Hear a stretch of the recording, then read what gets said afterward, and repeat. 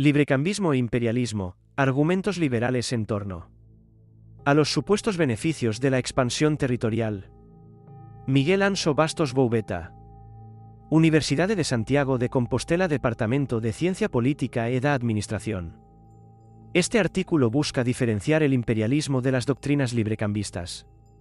Nuestra idea es que el librecambismo es el enemigo natural de las políticas que buscan intervenir en el extranjero.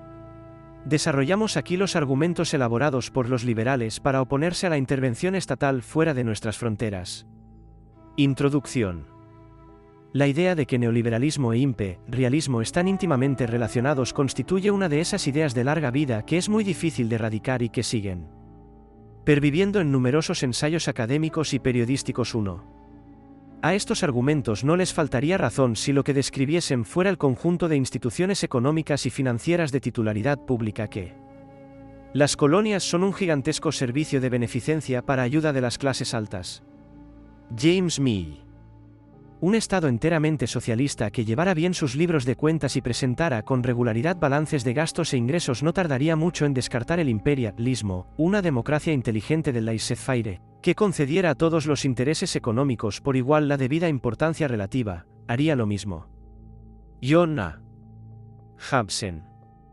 Dirigen y gobiernan la economía mundial, pero lo que ocurre es que esas instituciones no se comportan de acuerdo con los principios liberales y paradójicamente están más cerca de los idearios de sus contrarios que del librecambismo. Lo mismo acontece con el imperialismo y el intervencionismo exterior de las grandes potencias económicas, que son asociados con frecuencia a dinámicas propias del capitalismo. Cuando no son más que acciones emprendidas por actores estatales atendiendo a diversidad de fines, pero que bajo ningún concepto pueden catalogarse como políticas librecambistas. El objeto de este trabajo es disociar el librecambismo de las políticas imperialistas, que en ocasiones incluso pueden ser llevadas a cabo justificándose bajo premisas librecambistas. Para ello, analizaremos los argumentos económicos y políticos elaborados por los defensores del librecambio para rechazar el imperialismo y demostrar que el imperialismo y el intervencionismo externo tienen muy poco que ver con tales políticas. Es más, puede decirse que cuanto un autor más defiende el librecambio, más radical es en sus críticas al imperialismo.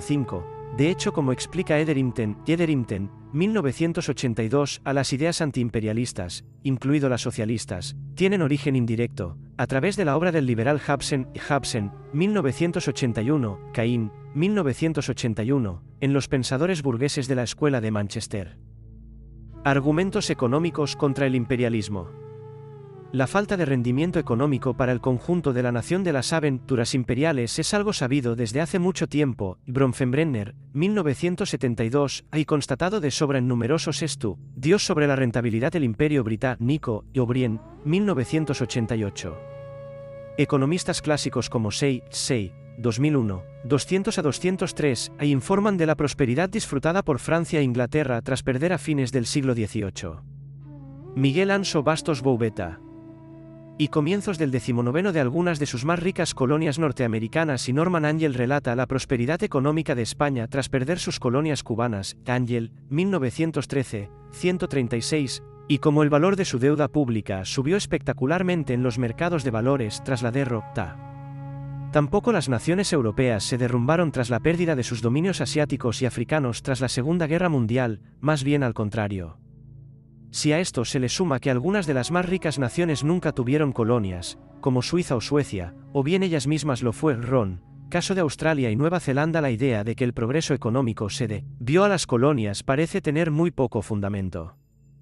Al revés, el país que conservó sus colonias hasta más tarde fue Portugal y siguió siendo uno de los más pobres de Europa.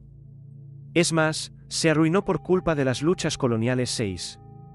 Esto se debe a que el imperialismo no es más que una forma de corporalismo en el que unos grupos de presión obtienen beneficio a costa de extraer recursos al resto de la población, gracias a su proximidad o pertenencia a los grupos que detentan el poder político o a su capacidad de actuar colectivamente.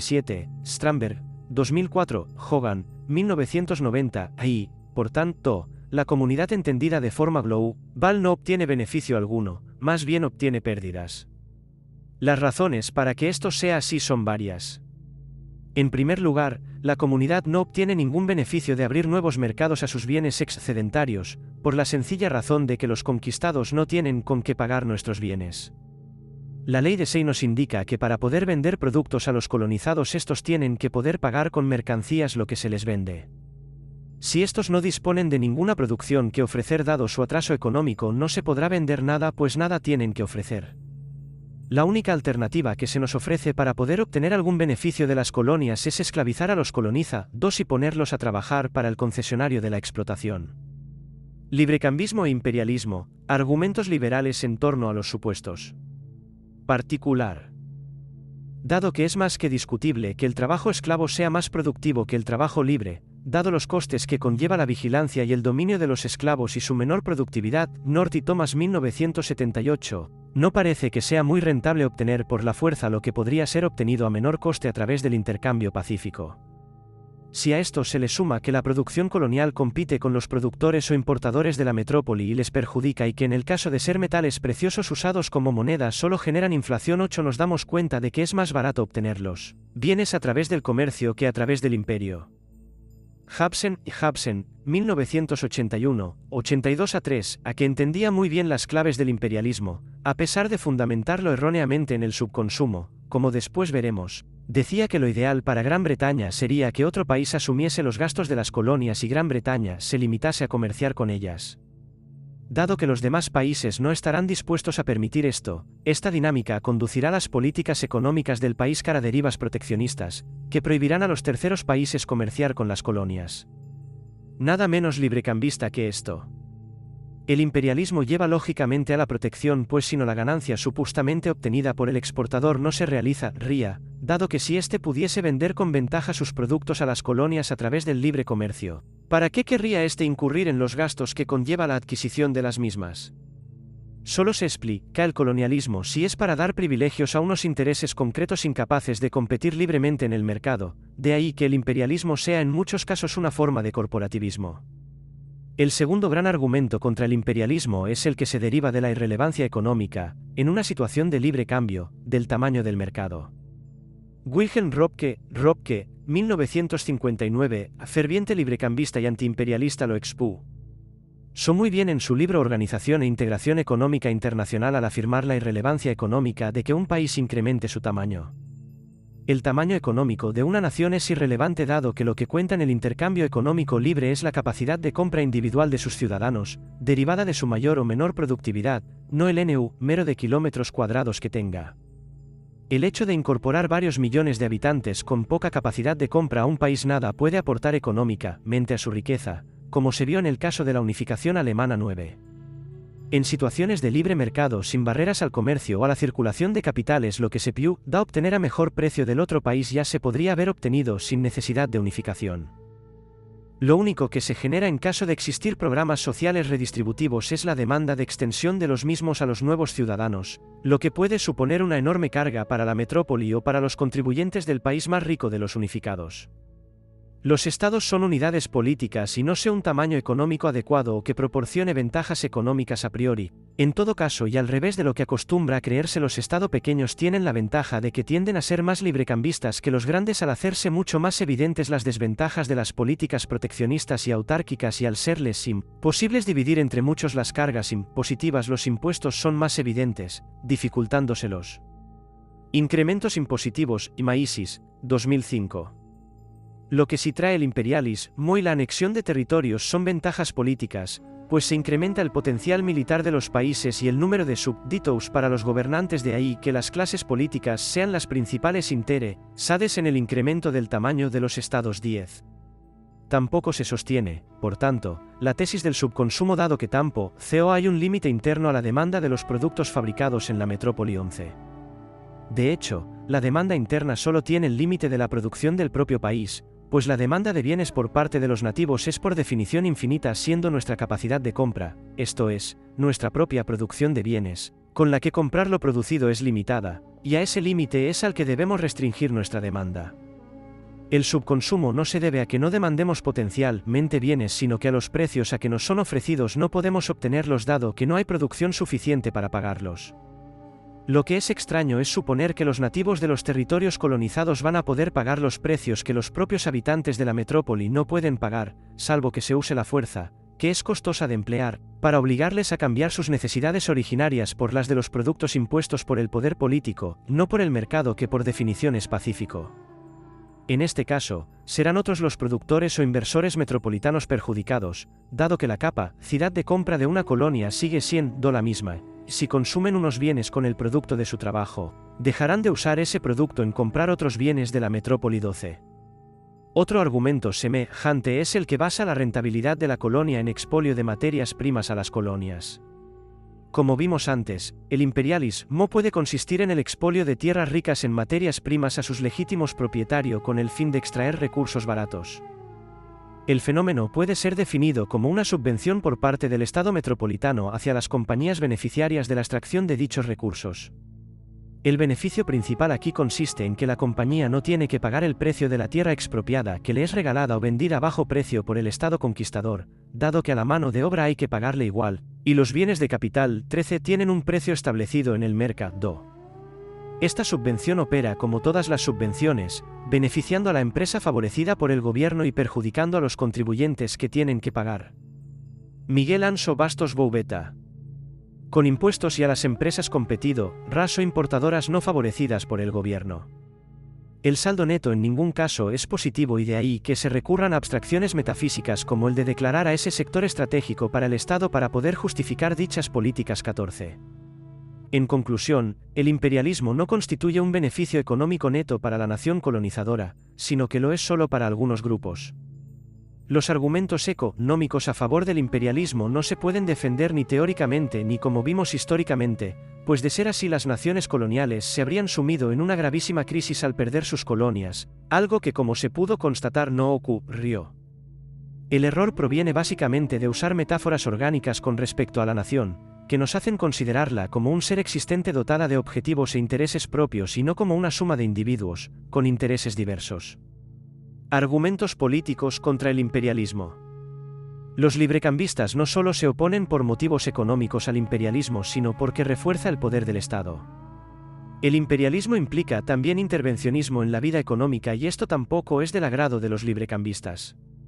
El librecambismo es coherente en su rechazo del imperialismo y de hecho se podría correlacionar un mayor grado de librecambismo con un mayor grado de antiimperialismo, y a la inversa. Cuanto más se desliza uno por la pendiente del intervencionismo más probable es que uno apoye políticas proimperiales. De hecho autores tibios en el librecambismo como Adam Smith 16 o Bentham son también tibios en su consideración del imperialismo, que justifican con más o menos reparos 17. El imperialismo más que por liberales fue llevado a cabo por conservadores como Disraeli, que siempre fue proteccionista 18 o por los radicales filosóficos seguidores de Bentham. Librecambismo e imperialismo, argumentos liberales en torno a los supuestos. 43. Semmel, 1961. En la actualidad, los imperialistas declarados como Ferguson, 2005, siguen creyendo en una suerte de libre mercado restringido y planificado por la potencia imperial. Los antiimperialistas, al contrario, además de sus argumentos emprendieron y continúan a emprender campañas políticas, eso sí, con pocos resultados prácticos, ya en la Gran Bretaña victoriana, Schuyler, 1921, Coulkins, 1960, Wainwright, 1974, allá en los Estados Unidos del siglo XX, Bastos Boubeta, 2005. Los argumentos que se usan en estas campañas acostumbrar a incidir en el fortalecimiento del poder del Estado que se deriva de estas campañas intervencionistas. Robert Hicks, 1987, en un sugerente trabajo titulado Crisis and Leviatán demostró que el tamaño del Estado y su capacidad de incidencia en la vida económica y social se incrementaba con cada una de las guerras emprendidas por el gobierno norteamericano y después de las mismas, si bien se reducía algo su tamaño, nunca volvía a los niveles de antes de la guerra. Durante las guerras y las intervenciones exteriores, Yellen, 2004, a los estados aprovechan el estado de ánimo patriótico para subir impuestos, centralizar el poder, intervenir la economía o limitar libertades públicas e incluso instaurar la censura 20. La deuda pública y la emisión de bonos públicos se realiza casi sin frenos, favoreciéndose políticas monetarias inflacionistas. Es la época dorada de planificadores y burócratas que pueden realizar sus experimentos en un ambiente adecuado. De ahí que los defensores del liberalismo económico teman como la peste el fortalecimiento del poder político que se produce durante las guerras. La intervención exterior también provoca un incremento del gasto militar y de sectores afines que a larga puede minar la competitividad económica de la metrópoli. Los grandes imperios, esta es la tesis de Paul Kennedy, 1994, decayeron por causa de un exceso de gasto militar que minó la competitividad de sus economías y permitió prosperar a potencias rivales más hábiles que acabaron por competir con ventaja con las producciones nacionales. A estos argumentos debemos sumarle el de las consecuencias imprevistas que tiene toda política pública para sectores ajenos a las mismas, que en la mayoría de los casos con consecuencias negativas para el que las propone. La intervención en Vietnam, por ejemplo, tuvo la consecuencia de convertir al comunismo a países del sudeste asiático que no tenían problemas de este tipo. La intervención en Irak causó subidas del petróleo y el auge del integrismo religioso en regiones libres de él. Las intervenciones exteriores son una forma de intervención estatal, son un socialismo parcial, y como tales se ven sometidas a las mismas leyes que otras políticas de corte intervencionista o socialista, entre ellas la imposibilidad de un cálculo racional de los costes y los beneficios asociados a ellas, lo que impide que puedan llevar a buen término los objetivos inicialmente propuestos por el agente estatal, Huerta de Soto, 1992. El imperialismo es un conjunto de políticas que no pueden ofrecer prosperidad al Estado que las emprende. No dejan de ser una suerte de corporativismo que beneficia a unos a costa del conjunto de la población, McCormick, 1982, y por tanto no ofrecen un saldo neto positivo salvo para los beneficiados. Además, constituyen una fuente sin fin de políticas intervencionistas. No es de extrañar, por tanto, que los librecambistas, desde los españoles de la Escuela de Salamanca como Covarrubias, pasando por Say y Camden, Bresiger, 1997, Winch, 1963, Caín, 1978, hasta los modernos libertarios norteamericanos se hayan opuesto ferozmente a las aventuras imperiales, proponiendo a cambio estados circunscritos a sus fronteras plenos de libertades y que sirvan de ejemplo positivo al resto de los países de la tierra de cómo se conjugan libertad y prosperidad. Los nacionalistas que defienden la idea de una nación fuerte deben darse cuenta de que las aventuras imperiales no generan beneficios netos ni hace más fuertes a los ciudadanos individualmente considerados. A quien hace más fuerte es a la clase política gobernante. Por otra parte, los socialistas y los críticos de izquierdas del imperialismo deberían comenzar a reconocer el trabajo y los argumentos, de los que ellos en una medida son deudores, elaborados por los librecambistas, y comenzar a desvincular los principios del libre mercado de las lógicas imperiales y a ver a estas como lo que son, una consecuencia directa del estatismo.